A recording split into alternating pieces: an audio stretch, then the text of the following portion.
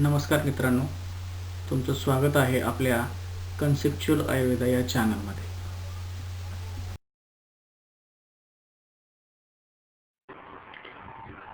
धन्वन्तरी स्तवनम्.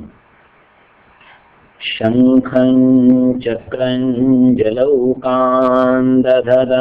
मृतघटं चारुदोर्भिश्चतुर्भिः सूक्ष्मस्वच्छातिहृद्यां शुकपरिविलसन् मौलिमं भोजनेत्रं कालाम्भोदोज्ज्वलाङ्गं कटितटविलसत् चारुपीताम्बराढ्य वन्दे धन्वन्तरिन्तं निखिलगदवन प्रौढदावाग्निलीलं प्रौढदा.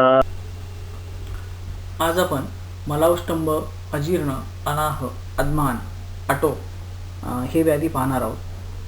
आता मलावष्टंभ असा हा विशिष्ट आजार म्हणून आपल्याकडे सांगितलेला नाही आहे. मलावष्टंभ हे मॅक्सिमम लक्षण स्वरूपात निर्माण होतं.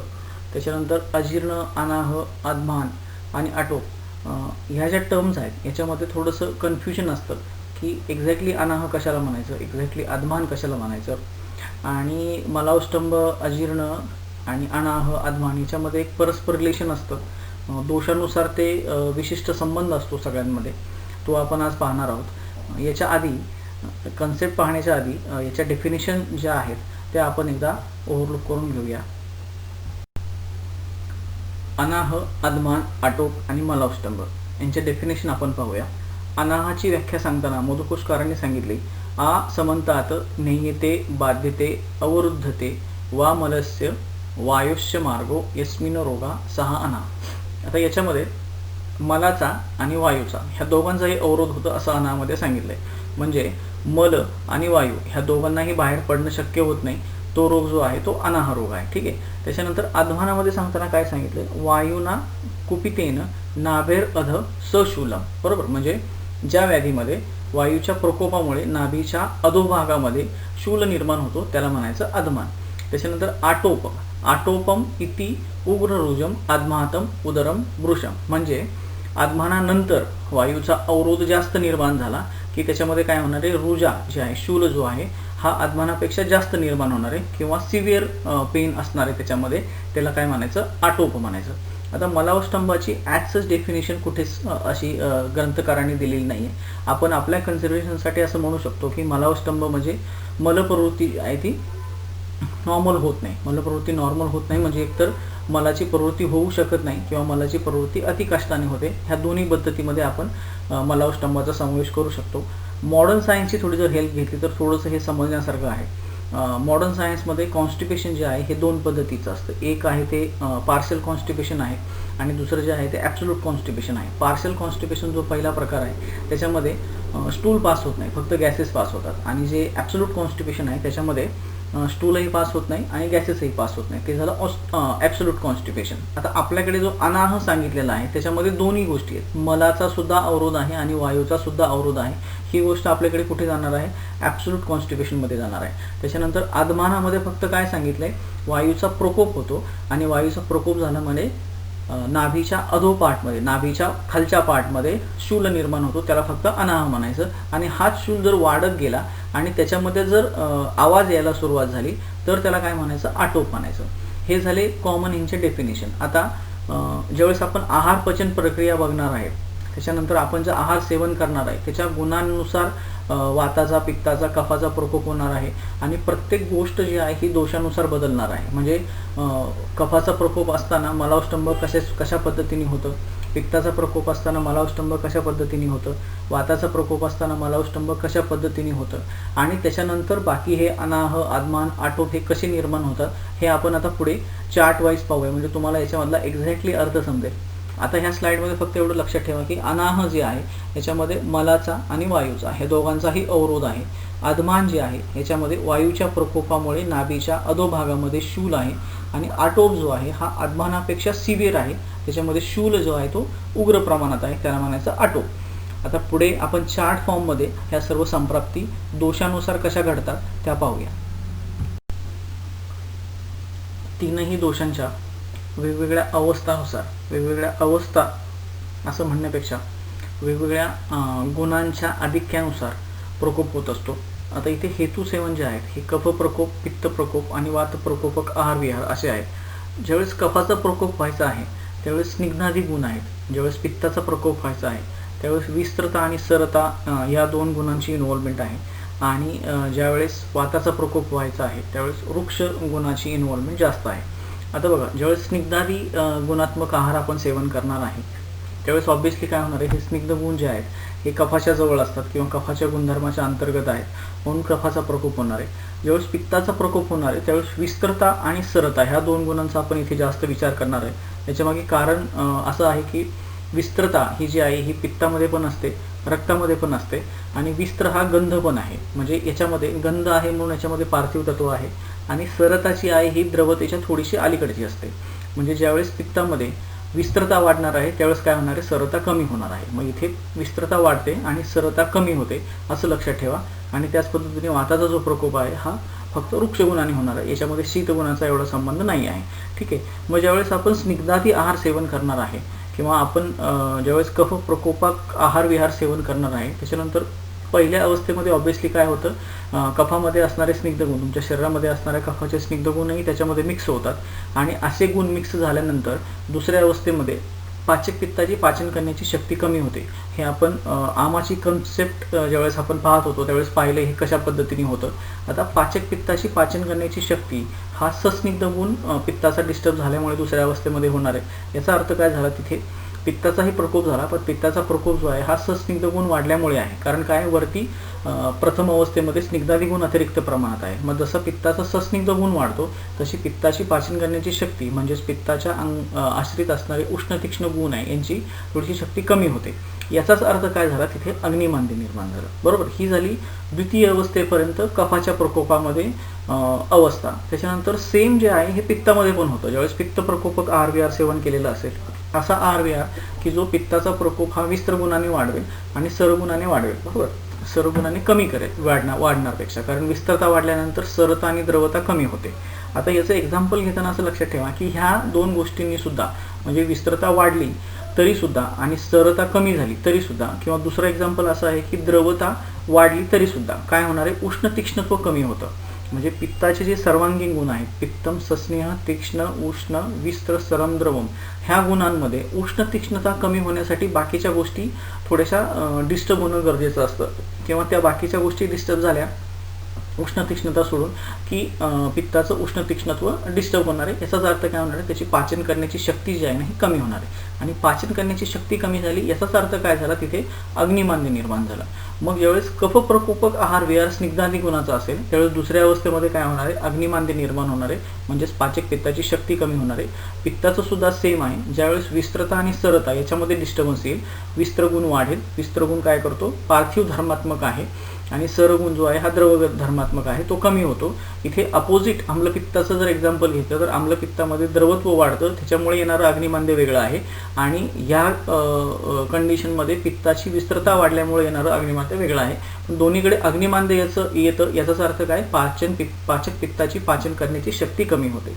बरोबर. म्हणजे कफ प्रकोपक आहार विहार सेवन केल्यानंतर दुसऱ्या अवस्थेमध्ये अग्निमांद्य होणार आहे, पाचक पित्ताची शक्ती कमी होणार आहे. त्याच पद्धतीने पित्त प्रकोपक विस्त्रता आणि सरतावर आहार विहार सेवन केल्यानंतर पाचक पित्ताची पाचन करण्याची शक्ती सुद्धा कमी होणार आहे. म्हणजे दुसऱ्या अवस्थेमध्ये कफामध्ये सुद्धा आणि पित्तामध्ये सुद्धा अग्निमांद्य निर्माण झालं.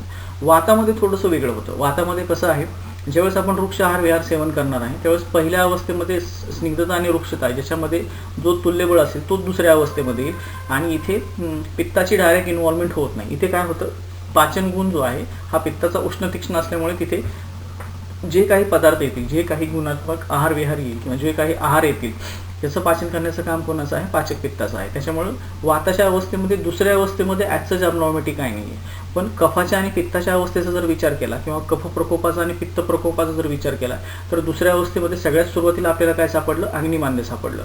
त्याच पद्धतीने तिसऱ्या अवस्थेमध्ये असा जो आहार रस जो आहे हा अग्निमांद्य झाल्यामुळे कफाच्या अवस्थेमध्ये आणि पित्ताच्या अवस्थेमुळे दोघांच्याही अवस्थेमुळे काय झालंय, पाचक पित्ताची पाचन करण्याची शक्ती कमी झाली, अग्निमांद्य निर्माण झालं. याचाच अर्थ काय झालं, तिसऱ्या अवस्थेमध्ये जे आउटपुट येणार आहे ते आउटपुट काय असणार आहे, किंवा दुसऱ्या अवस्थेमधून तिसऱ्या अवस्थेमध्ये जे आउटपुट येणार आहे दुसऱ्या अवस्थेचं ते कसं असणार आहे, अपाचित आहार स्वरूप असणार आहे. त्यालाच काय म्हणायचं आपण, आम म्हणलेलं आहे.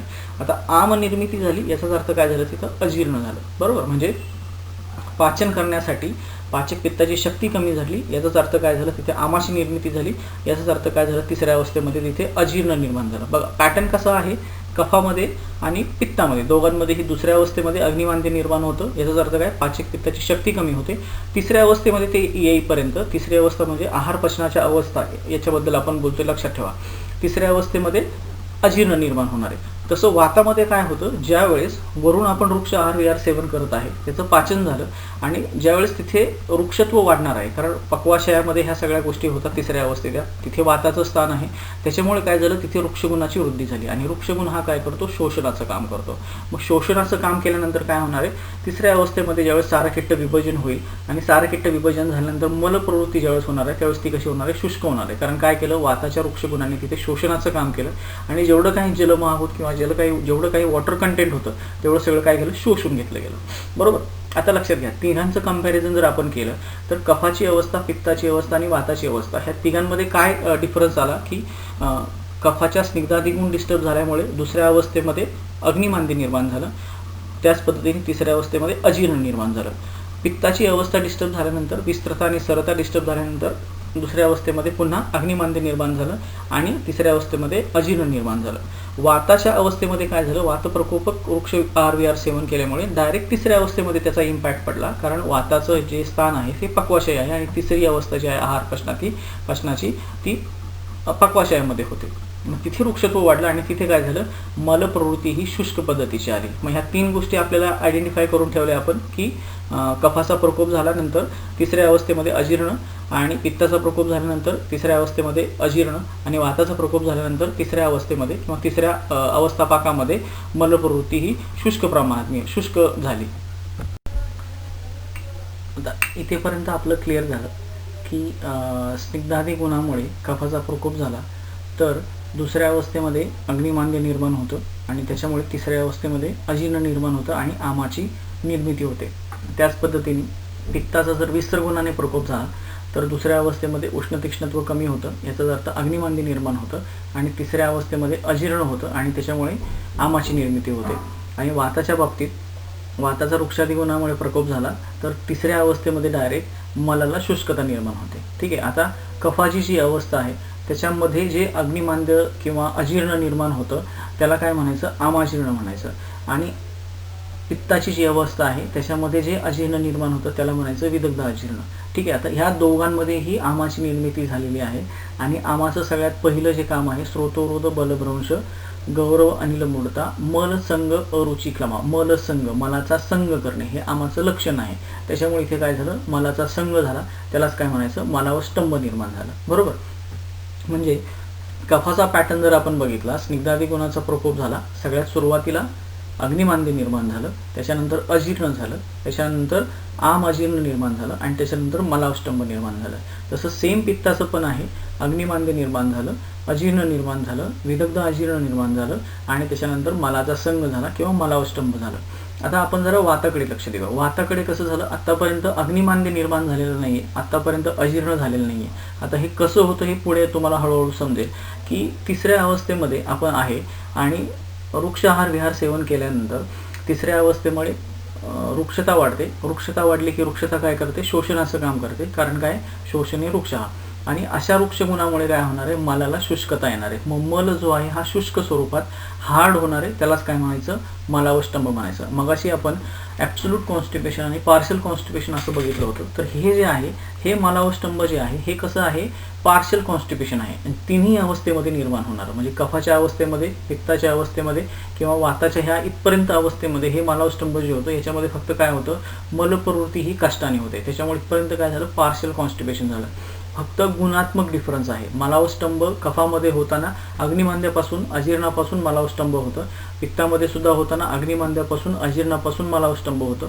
पण वातामध्ये होताना काय होतं, डायरेक्ट वृक्षगुण जो आहे हा काय करतो, तिसऱ्या अवस्थेमध्ये काम करतो आणि तिथे मलाला शुष्कता येते आणि मलावष्टंभ निर्माण होतो. आता विचार करा, मलावष्टंभ निर्माण झाल्यानंतर सगळ्यात पहिला इम्पॅक्ट जो आहे हा अपान वायूवरती पडणार आहे. अपान वायूच्या चलगुणाचा तिथे अवरोध होणार आहे आता जसा अपान वायूच्या चलगुणाचा अवरोध होतो तसा समान वायूच्या चलगुणाचा अवरोध होऊन पाचन प्रक्रिया जी आहे ही मंद होते, त्याची गती मंद होते. आता हे होतं कसं, ज्यावेळेस अपान वायूचा अवरोध होणार आहे त्याच वेळेस समान वायूचा अवरोध कसा होईल, कारण कसं असतं इंटेस्टाईन जे आहे ना हे कंटिन्युअसली मोठ्या पद्धतीमध्ये आहे, पेरिस्टाल्टिक मुवमेंट त्याच्या कंटिन्युअसली चालू असतात. अपान वायूचा अवरोध होतो याचाच अर्थ काय झालं, मलाचा जो संघ आहे हा पक्वाशयामध्ये पडून राहतो. मग हा पडून राहिल्यानंतर अपान वायूला पुढे त्याला चलगुणाने त्याला पुढे ढकलता येत नाही, त्याच्यामुळे काय होतं समान वायूवरती त्याचा इम्पॅक्ट पडतो आणि स्मॉल इंटेस्टाईनमध्ये असणारा जो वायू आहे जो डिओडेनम पासून असतो त्याच्या गतीला अवरोध निर्माण होतो. बरोबर, म्हणजे ज्यावेळेस अपानाची विकृती होईल त्याच्यानंतर काय होणार, सगळ्यात पहिल्यांदा समानाची विकृती होईल आणि समानाचा अवरोध निर्माण झाला याचाच अर्थ काय झाला, तो आहार पचनाच्या क्रियेमध्ये मदतीचं काम करतो. अन्न जे आहे ग्रहती मुच्यंती ह्या ज्या गोष्टी आहेत समान वायूच्या याच्यामध्ये डिस्टर्ब निर्माण होतो आणि काय होतं पाचनाची क्रिया जी आहे ना ही मंद होते याचाच अर्थ काय होतं, इथे काय होतं पाचन प्रक्रियेसाठी नॉर्मली जेवढा वेळ लागायला पाहिजे होता त्याच्यापेक्षा जास्त वेळ लागला. याचाच अर्थ काय झालं, तिथं अन्न जे आहे हे पडून राहिलं, त्याच्यामुळे काय झालं अग्निमांद्य निर्माण झालं. कळतंय, म्हणजे वातामुळे अग्निमांद्य निर्माण होण्यासाठी पहिल्यांदी अपान वायू डिस्टर्ब होणं गरजेचं आहे.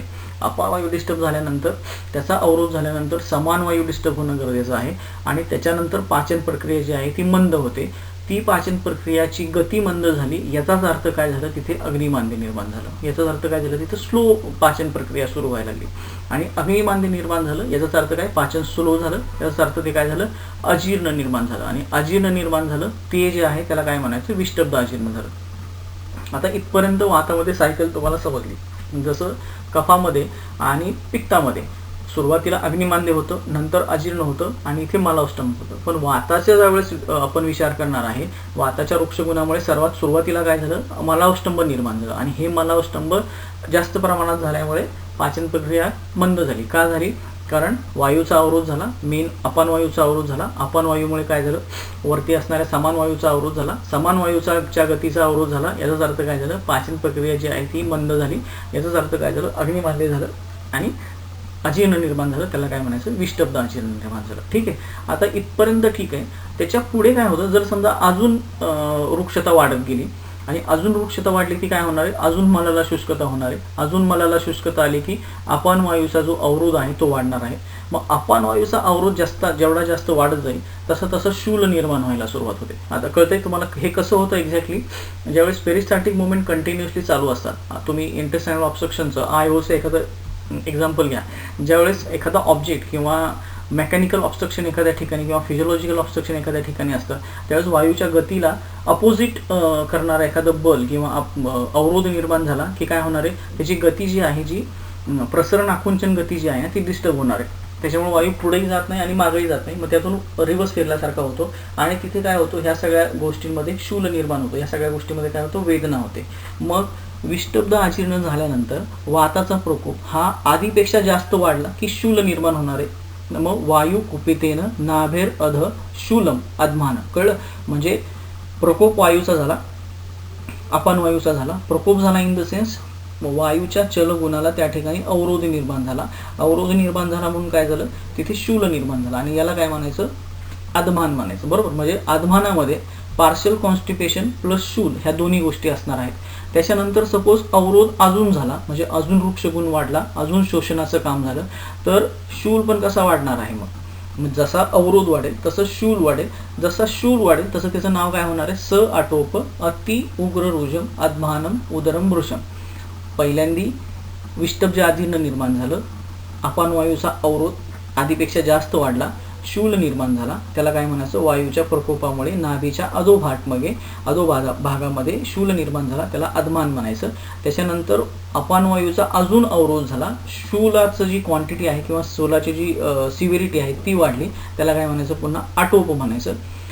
अपान वायूचा अवरोध अजून जास्त झाला, म्हणजे वृक्षता अजून वाढली, शोषणाचं काम अजून झालं आणि मलाचा आणि वायूचा अवरोध झाला, त्याला काय म्हणायचं, अनाह निर्माण झालं. बरोबर, म्हणजे याच्यामध्ये आपल्याला समजण्यासारखं काय आहे की वाताच्या ज्यावेळेस प्रकोपाची गोष्ट येते त्यावेळेस सुरुवातीला फक्त वृक्षगुणाचा इन्व्हॉल्वमेंट आहे.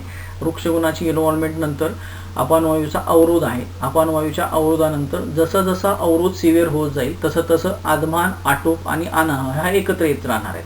म्हणजे कफाच्या अवस्थेमध्ये सुरुवातीला अग्निमांद्य निर्माण झालं, त्याच्यानंतर अजीर्ण निर्माण झालं, मग मलावष्टंभ झालं, मग अवरोध निर्माण झाला. सेम पित्ताच्या अवस्थेमध्ये पण अग्निमांद्य निर्माण झालं, अजीर्ण निर्माण झालं, मलावष्टंभ झाला, मग अवरोध निर्माण झाला. वातामध्ये कसं आहे, डायरेक्ट मलावष्टंभ झालं, कारण काय तिथे वृक्षता वाढते. मलावष्टंभ झाल्यामुळे अपानवायूचा अवरोध झाला. अपानवायूचा अवरोध झाला की पाचन प्रक्रिया मंद झाली. पाचन प्रक्रिया मंद झाली याचाच अर्थ काय झालं, तिथं अग्निमांद्य निर्माण झालं. वातज अग्निमांद्य आहे हे. त्याच्यानंतर जे अजीर्ण निर्माण होतं त्याला म्हणायचं विष्टब्ध अजीर्ण. आता असं अजीर्ण निर्माण झाल्यानंतर वाताच्या चलगुणाला अजून अवरोध निर्माण झाला की काय होणार आहे, तो शूल निर्माण करणार आहे, त्याला काय म्हणायचं, अदमान म्हणायचं. त्याच्यानंतर वाताचा अवरोध अजून वाढला, अजून शूल वाढणार आहे, त्याला म्हणायचं आटोप. अजून शूल अजून वृक्षता वाढली आणि अपानवायूचा अवरोध अजून वाढला. मल आणि वायू ह्या दोघांनाही अवरोध निर्माण झाला आणि त्याला काय म्हणायचं, मग अनाह निर्माण करायचं. म्हणजे हे परमिटेशन कॉम्बिनेशनमध्ये पण असू शकतं. ह्याच्यानंतर जर समजा आपण कफाचा आणि पित्ताचा विचार केला आणि कफाचा पित्ताचा प्रकोप जर जास्त प्रमाणात झाला आणि मलाचा अवष्टंभ होत आहे, मल बाहेर निघत नाहीये, नंतर ह्या सगळ्या गोष्टी कुठे येतात, पुन्हा अपानवायूच्या अवरोधाकडे येतात आणि इथून पुढे पुन्हा आदमान, आटोप आणि अनाह ही सायकल चालू राहणार आहे. फक्त आदमान, आटोप आणि अनाह याच्यामध्ये कसं आहे, अपानवायूच्या गतीला अवरोध होणं गरजेचं आहे. आता अपानवायूच्या गतीला कोणत्या कारणामुळे अवरोध झाला आहे त्याच्यानुसार चिकित्सा बदलते. म्हणजे याच्यामध्ये जर समजा गंधर्व हरितकी द्यायची असेल तर गंधर्व हरितकी आपण कफज अवस्थेमध्ये किंवा पित्तज अवस्थेमध्ये दिली तर त्याचा एवढा इम्पॅक्ट पडणार नाही, कारण काय, ते स्निग्ध गुणात्मक रेचक औषध आहे, ते तुम्हाला वायूच्या प्रकोपावरती चांगलं काम करेल. आपण ते पुढे पाहणार आहोत. फक्त इथे लक्षात ठेवताना काय ठेवा की ज्यावेळेस वायूचा अवरोध होणार आहे त्याच्यानंतर आदमान, आटोप आणि अनाह ह्या गोष्टी निर्माण होणार आहेत. त्याच्या आधीची सायकल गरजेची आहे. त्याच्या आधी मलावष्टंभ कसं निर्माण होतं आणि मलावष्टंभ निर्माण झाल्यानंतर अपानवायूच्या गतीला अवरोध कसा होतो हे ह्या कन्सेप्टमध्ये कळणं गरजेचं आहे. सुरुवातीला कफाची अवस्था जर घेतली आपण स्निग्धादी गुणाची, तर स्निग्धादी गुण प्रकोपित झाल्यानंतर किंवा स्निग्ध गुणाचा अतिरिक्त आहार सेवन केल्यानंतर सगळ्यात पहिला इम्पॅक्ट कशावरती पडणार आहे, आपल्या अग्नीवरती पडणार आहे, म्हणून तिथे अग्निमांद्य होणार आहे. त्याच पद्धतीने पित्ताचा जर विचार केला, विस्त्रदादी गुण बिघडलेले असते, त्याच्यामुळे पण काय होणार आहे, अग्निमांद्य निर्माण होणार आहे. अग्निमांद्य निर्माण झालं याचाच अर्थ काय झालं, तिथे आमाची निर्मिती सुरू झाली. आणि असं जे अजीर्ण निर्माण होतं दोन्ही अवस्थेमध्ये, कफामध्ये जे अजीर्ण असेल त्याला म्हणायचं आमाजीर्ण आणि पित्तामध्ये जे अजीर्ण असेल त्याला म्हणायचं विदग्ध अजीर्ण. आणि ह्या दोघांमध्ये आम निर्मिती झाली आणि आमाचं सगळ्यात पहिलं लक्षण जे आहे ते मलाचा संग करणं, म्हणून इथं मलावष्टंभ निर्माण झालं. त्याच्यानंतर ते अवरोध करून आदमान, आटोप, अनाह ह्या गोष्टी होत राहणार. वातामध्ये कंडिशन थोडीशी वेगळी आहे. वातामध्ये पहिल्या अवस्थेमध्ये, दुसऱ्या अवस्थेमध्ये अग्निमांद्य वगैरे काही नाही आहे. अग्निमांद्य कधी होतं, ज्यावेळेस मलावष्टंभ होईल, अपानवायूच्या गतीचा अवरोध होईल, त्याच्यानंतर समान वायूच्या गतीचा अवरोध होईल, पाचन प्रक्रिया जी आहे ही मंद होईल, त्याच्यानंतर अग्निमांद्य निर्माण होईल, नंतर अजीर्ण निर्माण होईल, त्याला काय म्हणायचं, विष्टब्ध अजीर्ण. त्याच्यानंतर वाताच्या गतीचा जर अवरोध झाला, अपानवायूच्या गतीचा अवरोध झाला तर तो काय करेल, शूल निर्माण करेल. असा शूल जो आहे हा आदमान असेल. अजून जास्त अवरोध निर्माण झाला, आटोप निर्माण करेल. अजून जास्त अवरोध निर्माण झाला तर मल आणि वायू हे दोन्हीही बाहेर पडणार नाहीत, याचा दोघांचाही अवरोध होईल, त्याला काय म्हणायचं, अनाह म्हणायचं. असा हा अजीर्ण, आदमान, आटोप आणि अनाह ह्या सर्वांचा एकत्रित संबंध आहे. आता याची चिकित्सा कशी करायची, चिकित्सा करताना मलावष्टंभाच्या बाबतीत ज्यावेळेस कफज मलावष्टंभ असेल त्यावेळेस कफज मलावष्टंभामध्ये आपण पाहिलं की स्निग्धादी गुण आणि कफाचा प्रकोप झालेला आहे. त्याच पद्धतीने पित्तज मलावष्टंभ असेल तर विस्तर गुणाने पित्ताचा प्रकोप झालेला आहे आणि वातज मलावष्टंभ असेल तर वृक्ष गुणाने वाताचा प्रकोप झालेला आहे. आता ज्यावेळेस कफज मलावष्टंभाची आपल्याला चिकित्सा करायची आहे त्यावेळेस हे जे स्निग्धादी गुण आहे ह्या स्निग्धादी गुणांचं पाचन करणं गरजेचं आहे. मग याच्यासाठी आपल्याला दीपन पाचन चिकित्सा करावी लागते. दीपन पाचन चिकित्सा करायची याचाच अर्थ काय आहे, दुसऱ्या अवस्थेमध्ये जे अग्निमांद्य निर्माण झालेलं आहे त्या ठिकाणी अग्नीचं संदूषण करायचं. कफज मलावष्टंभामध्ये आपलं फोकस कशावरती पाहिजे, अग्नीचं संदूषण करणे. मग अग्नीचं संदूषण करण्यासाठी आपल्याला उष्ण तीक्ष्ण गुणात्मक औषधं वापरावी लागतात. आता हा जो सर्व पॅटर्न आहे कफज मलावष्टंभाचा हा सगळा ज्वर चिकित्सेसारखा आहे. म्हणजे कफज मलावष्टंभामध्ये तुम्ही ज्वर चिकित्सेमध्ये सांगितलेली सर्व औषधं इथे वापरू शकता. म्हणजे इथे रसुनादी वटी वापरली तरी अग्नीचं संदूषण होईल, त्याच्यामुळे अग्निमांद्य दूर होईल. रसुनादी वटी वापरली तरीही सेम आहे, त्रिभुवन कीर्ती वापरलं तरीही सेम आहे, किंवा प्लेन शुंठी चूर्ण वापरलं तरीही सेम आहे. याच्यामध्ये काय केलं आपण दुसऱ्या अवस्थेमध्ये चिकित्सा आपल्याला करायची आहे की ज्या ठिकाणी अग्नीचं संदूषण करणं गरजेचं आहे, ज्या ठिकाणी पाचक पित्ताची पाचन करण्याची शक्ती जी आहे ही कमी झालेली आहे. मग अग्नीचं संदूषण झालं की नवीन आमाची निर्मिती होणार नाही, आणि नवीन आमाची निर्मिती झाली की आमाचं जे लक्षण आहे मलसंग हे होणार नाही. याचाच अर्थ काय, मलावस्तंभ होणार नाही. त्या पद्धतीने पित्तज मलावस्तंभ असताना आपल्याला विस्त्र गुणाकडे थोडंसं फोकस करावं लागतं, कारण विस्त्र गुण हा काय आहे, पार्थिव धर्मात्मक आहे. त्याच्यामुळे वायूला जास्त बल लावावं लागतं बाहेर काढण्यासाठी मल. हे विस्त्रगुण बाहेर काढण्यासाठी आपल्याकडे भेदन किंवा रेचन चिकित्सा आहे, जी अनुलोमनापेक्षा जास्त सिव्हिअर असते. बरोबर, म्हणजे अनुलोमन हे पित्तज मलावस्तंभामध्ये न चालणारं चिकित्सा आहे. आपल्याकडे काय करावं लागेल, याला भेदन किंवा रेचन चिकित्सा करावी लागेल. याच्यासाठी आपल्याकडे कुठलं औषध पोटंट नाही, पुटकी आहे किंवा आरगवत कपिल आहे, ह्यासारखी पित्ताचं रेचन करणारे औषध आपण याच्यामध्ये वापरू शकतो. त्याच्यासोबत यकृताचं उत्तेजन करण्यासाठी आरोग्यवर्धिनीसारखं औषध वापरलं तरी हरकत नाही. यांनी काय होईल, त्याच्यामध्ये कुटकी ऑलरेडी आहे, भेदनाचं कामही होईल, विस्त्रगुणही बाहेर होईल, आणि बाकीचे जे कंटेंट आहेत आरोग्यवर्धिनी ते यकृताचं उत्तेजन करतात. त्याच्यामुळे दीपन पाचनाची प्रक्रिया पण होत आहे. दीपन पाचन झालं की आमाची उत्पत्ती कमी होणार आहे, आमाची उत्पत्ती कमी झाली की मलाचा संघ कमी होणार आहे, मलाचा संघ कमी झाला याचा अर्थ काय झालं, मलावस्तंभ कमी झाला. वातज मलावस्तंभाच्या बाबतीत वृक्षता वाढलेली आहे तिसऱ्या अवस्थेमध्ये. त्याच्यामुळे आपल्याला काय करावं लागतं, तिथं स्निग्ध चिकित्सा करावी लागते. आणि दुसरी गोष्ट कोणती आहे, त्या ठिकाणी आपण वायूचा अवरोध निर्माण झाला आहे, त्याला आपल्याला जर क्लिअर करायचं असेल तर तिथं काय करावं लागेल, अनुलोमन चिकित्सा करावी लागेल. मग अनुलोमन असं करायचं की जे वृक्ष गुणात्मक नसेल, स्निग्ध गुणात्मक असेल. मग इथे एक औषध घ्या हरितिकी नावाचं. हरितिकी हे जे औषध आहे हे काय आहे, अनुलोमक आहे, पण हे वृक्ष गुणात्मक आहे. आता हे तिन्ही कंडिशनमध्ये हरितिकी चालत नाही. ना दीपन पाचन धर्मात्मक आहे, ना भेदन रेचन धर्मात्मक आहे, अनुलोमन धर्मात्मक आहे, पण काय आहे, वृक्ष गुणात्मक आहे. त्याच्यामुळे वृक्ष गुणात्मक अनुलोमन वातज मलावस्तंभामध्ये पण देऊ शकत नाही. याच्या अगेन्स्ट आपण गंधर्व हरितकी जर घेतलं तर गंधर्व हरितकी ह्या सगळ्या पॅटर्नमध्ये फक्त वातज मलावस्तंभाच्या ठिकाणी फिट बसते. कारण काय आहे, ती अनुलोमक आहे गंधर्व हरितकी, आणि एरंड तेलात हरितकी परतल्यामुळे ती स्निग्ध गुणात्मक पण आहे. म्हणजे एरंड तेल सुद्धा अनुलोमन करतं, हरितकी सुद्धा अनुलोमन करते, आणि दोन्हीही एकत्र दिल्यानंतर अनुलोमन प्लस स्निग्ध म्हणजे स्निग्ध अनुलोमनाचं काम ते करणार आहे. पित्तज मलावस्तंभामध्ये गंधर्व हरितकी चालणार नाही, कारण काय, ते अनुलोमक औषध आहे. त्या प्रमाणात त्याच्याकडे पोटन्सी एवढी नाही आहे गंधर्व हरितकी या मेडिसिनमध्ये की पित्ताचा विस्तार बाहेर काढेल. तिथे तुम्हाला आरगवत कपिला किंवा कुटकीसारखं औषध लागतं. कफज मलावस्तंभामध्ये गंधर्व हरितकी अजिबातच चालणार नाही, कारण काय, कफज मलावस्तंभामध्ये तिसऱ्या अवस्थेमध्ये आपल्याला काही कामच करायचं नाही. आणि गंधर्व हरितकीचं जे गामित्व आहे, हे गामित्व कुठं आहे, पक्वाशयाच्या ठिकाणी आहे. आणि कफज मलावस्तंभामध्ये आपली चिकित्सा कुठे पाहिजे, आमाशयाच्या अधोपाठमध्ये, ज्या ठिकाणी अग्निमांद्य निर्माण झालेला आहे. बरोबर, म्हणजे आयडेंटिफाय औषधं करून ठेवताना आपल्याला काय करायचं आहे, दीपन पाचन, भेदन रेचन आणि स्निग्ध अनुलोमन अशा पद्धतीने आयडेंटिफाय करायचे. हे सिद्धांत हे आहे की कफज मलावस्तंभामध्ये तुम्हाला दीपन पाचन प्लस लंघन चिकित्सा चालू शकते. म्हणजे हा जो पॅटर्न आहे कफज मलावस्तंभाचा, हा पूर्ण कशावरती आहे, ज्वर चिकित्सेसारखा आहे. म्हणजे ज्वर चिकित्सेमध्ये वापरलेली सगळी औषधं तुम्ही इथे कफज मलावस्तंभामध्ये किंवा कफज अग्निमांद्यामध्ये वापरू शकता. ठीक आहे. त्याच्यानंतर पित्तज मलावस्तंभामध्ये वापरायची जी औषध आहे ही भेदन आहे, रेचन आहे, प्लस यकृताचं उत्तेजन करणं गरजेचं आहे. कारण याच्यामध्ये काय आहे, यकृताचं उत्तेजन कशासाठी करायचं, कारण अग्नीचं संदूषण होणं गरजेचं आहे. वातज मलावस्तंभामध्ये तुम्हाला फक्त अनुलोमन आणि स्निग्ध औषधांचा वापर करायचा. ह्याच्यामध्ये कुठल्याही तेलाचा अनुवासन बस्ती दिला तरी पण काय होतं, अनुलोमन होतं. स्निग्ध गुणात्मक असतं, त्याच्यामुळे पक्वाशयामध्ये असणारं वृक्षत्व कमी होतं. वृक्षत्व कमी झालं की काय होणार आहे, मल जो आहे हा सुखपूर्वक बाहेर निघणार आहे. त्याच्यानंतर अवरोध कमी होणार आहे, अपान वायूचा अवरोध कमी झाला, समान वायूचा अवरोध कमी झाला की काय होणार आहे, दीपन पाचन प्रक्रिया नॉर्मल होणार आहे. दीपन पाचन प्रक्रिया नॉर्मल झाली की आमाची निर्मिती होणार नाही, आमाची निर्मिती नाही झाली की मलाचा अवरोध होणार नाही आणि मलावस्तंभ कव्हर होईल. मग याच्यामध्ये औषधं तुम्ही पाहिजे ती वापरू शकता. सिद्धांत काय आहे, कफज मलावस्तंभ असेल तर दीपन पाचन लंघन चिकित्सा करू शकता. पित्तज मलावस्तंभ आहे, भेदन रेचन यकृताचं उत्तेजन करणारी चिकित्सा करू शकता. वादज मलावस्तंभ आहे तर तिथे अनुलोमन आणि स्निग्ध गुणात्मक औषधांची गरज आहे. Drug can be change. सिद्धांत जे आहेत हे दीपन पाचन, भेदन रेचन, अनुलोमन आणि स्निग्ध गुण ह्या संबंधात रिलेशनमध्ये चालते.